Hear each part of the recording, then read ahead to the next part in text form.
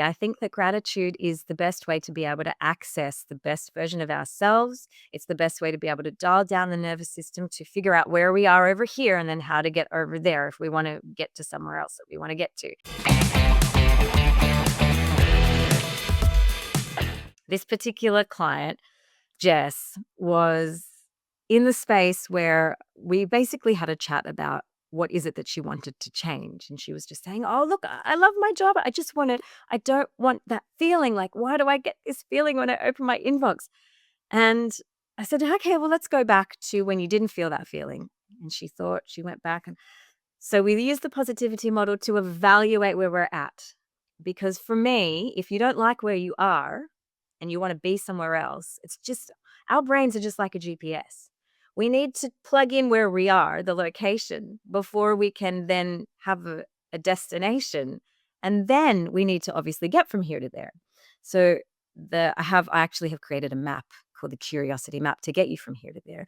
But we use the compass that I call the positivity model.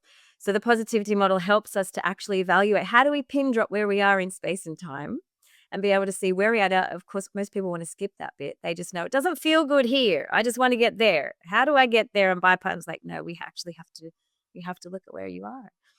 So using that, Jess sort of went back and was thinking about where she was in different periods of her life and then different periods of her career. So I'm not going back too far to childhood. We're just like, let's go back to last time you opened your laptop and you didn't feel that way. And she realized that she's always felt that way. She's always opened her laptop and had an element of anxiety, but it was getting bigger and bigger and bigger and bigger.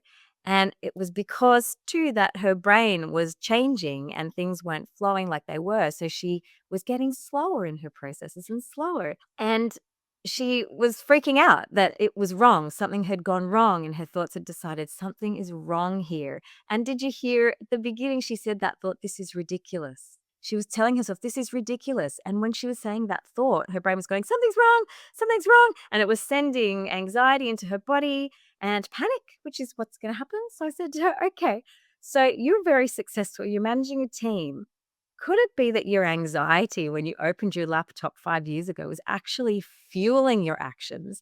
And it wasn't anxiety for the sake of being debilitating where you couldn't do your work. It was actually your superpower to fuel what you were doing, because that's a feeling that you still felt safe in at the time. Now you don't feel particularly safe, but you feel safe now. And you felt safe then. And she realized that, oh, anxiety is like my superpower. That was her thought.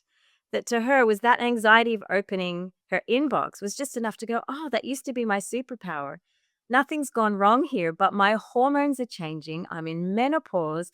I've got this other thing and that other thing going on in my life. It makes sense that to her, she was catastrophizing that she was going to have to be exactly the same person that she was moving forward into menopause, because I try and actually coach women into it's a change. We can't expect that we're going to be the same. But that was just enough of a thought for her to realize she'd always had that feeling and she'd felt safe enough to power her through her day.